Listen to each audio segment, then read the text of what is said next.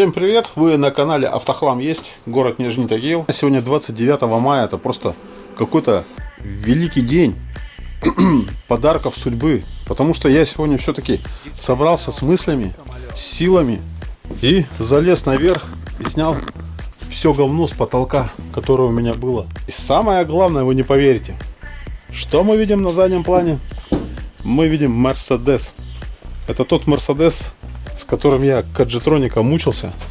И сегодня я, в силу того, что у нас свободный день, уборок и всяких зазиданий, я завел машину.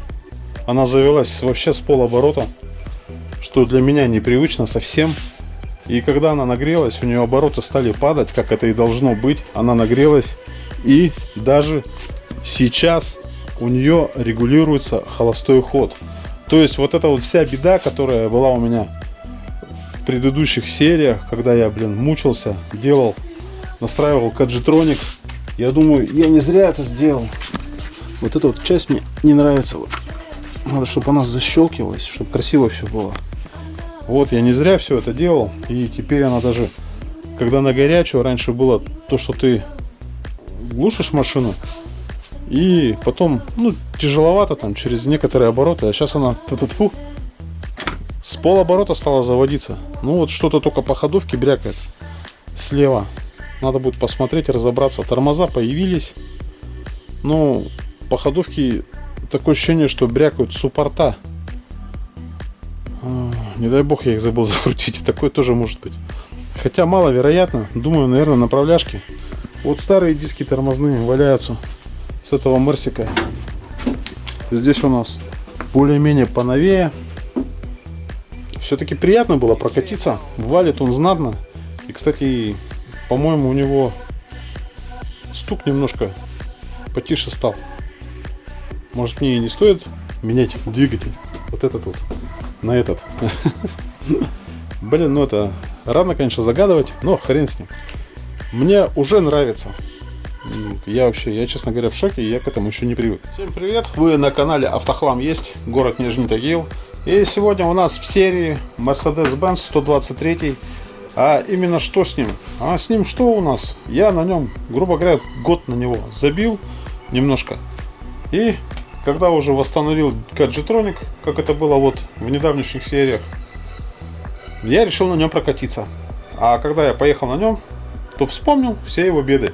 В свое время, когда я его только взял, мне пришлось поменять втулку стабилизатора, вернее маятника. Он как у шестерок, там болт такой, охренеть какой, он где-то здесь, кстати, валялся.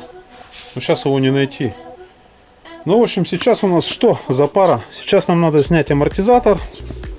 И когда я сниму амортизатор, я покажу ту неприятную вещь, которая доставляет неудобства при поездке на данном автомобиле.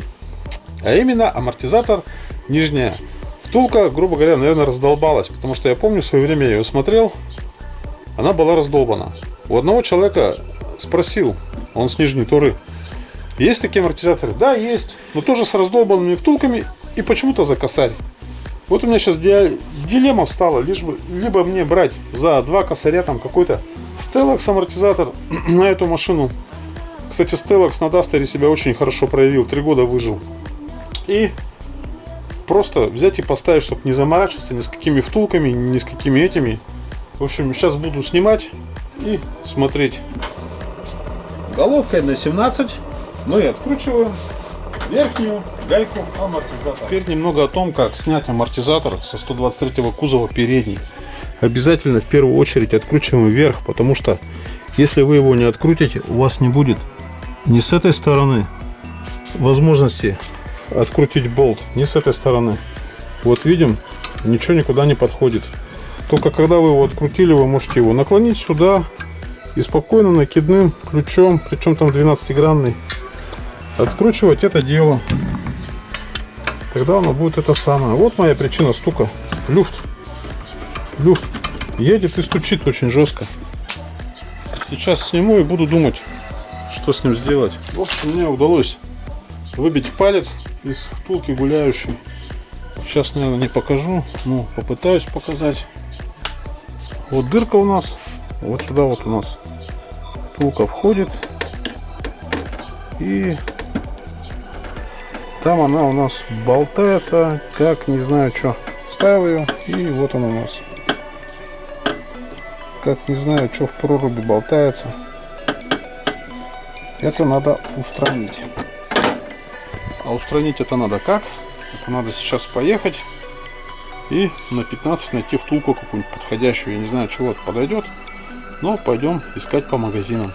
В общем, в поисках втулки внутренней я ничего лучше не нашел, как каленую втулку с направляющей, по-моему, впускного клапана Газели Next. И сейчас я ее просто обрежу и вот этой штучкой туда чпоньк запрессую. И то есть она у меня вот туда вот так вот чпоньк туда сейчас и встанет.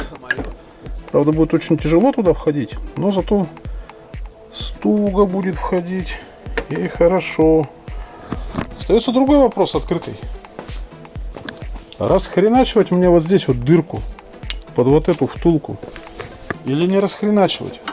Или сделать ровненько вот под эту, а вот этими подприжать? Думаю, второй вариант более лучше будет. Ну, сейчас посмотрим. В общем, как я и думал, съездил, потратил 200 рублей, а все зря. Почему? Потому что я отказался от той идеи, чтобы впихивать направляющую втулку от Газели Next, потому что здесь надо подпиливать, надо будет дырку еще больше делать. Но у меня, как обычно, после суеты вот эту дырочку-то расколобенил. То есть вот эта вот хрень бы сюда встала и с этой стороны бы встала. То есть вот здесь обрезать и можно вставить. Но зачем нам мучиться, вставлять вот сюда вот эту хрень, она на 2 миллиметра больше. Понятно, что она плотнее встанет, но опять же болтом на 8. Я думаю, это не хорошая идея. И я совершенно случайно прямо на верстаке наперся вот на такой соленблок. Я не знаю, чего это соленблок. В общем, из нее выпрессовал втулку, и она просто идеально вообще подходит вот в эту дырочку. Сейчас ее запрессую. Здесь я дырки вот расточил под эту втулку, чтобы она идеально сюда вошла. Когда я кому этот поставлю, получается, амортизатор. И то есть прижму, и здесь ничего не будет. Она тут вообще идеальненько встала. Тут, думаю, люфтов не должно быть. Крайняк прижмем шайбами, чтобы было наверняка. И в принципе все. Можно вот эту всю конструкцию собирать. Блин, а вот здесь вот лежала, я не знаю, это надо ее замерить, насколько эта втулка. Может, кому-нибудь пригодится в дальнейшем. То есть ширина этого соленблока 12 миллиметров. А посадочное место, то есть диаметр этого соленблока, это 28. Сама втулка у нас на 15 должна быть. Ну, на 16 чуть побольше, как раз самый раз. И внутренний диаметр у этой втулки на 10. Что не может не радовать. Сейчас я это все дело собираю, ставлю амортизатор на место и тем самым избавляюсь от стука в передней подвеске. Ну, там только рулевой редуктор, по-моему, остается брякать. Ну, с рулевым редуктором там более сложная тема, потому что, чтобы до него добраться, это надо подбираться аж по самой не хочу. Вот у нас впускной коллектор, вот здесь стартер, а рулевой редуктор стоит вот прямо здесь под стартером. Это чтобы рулевой редуктор подтянуть, надо стартер снять. В общем, пусть оно пока брякает. Не хочу я никуда лезть. Пока собираем амортизатор, избавимся от одного стука, а потом уже будем заниматься остальным. Все собрал, поставил. Получилось как-то так. Пришлось болт крепления сиденья восьмерочный поставить, потому что вот этот 12-гразник туда вставал, но ключа рожкового на 12 граней у меня нету. А вот такой накидной туда ну никак не подлазил, поэтому пришлось заколхозить. Здесь у нас болт хорошо встал. На 17 все это прижал. Сейчас перекручиваю сверху амортизатор и ставлю колесо.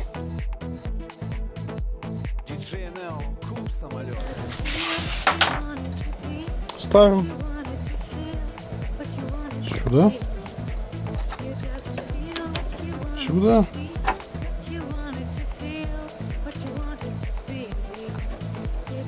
Все, готово. Что могу подвести итог сегодняшнего дня?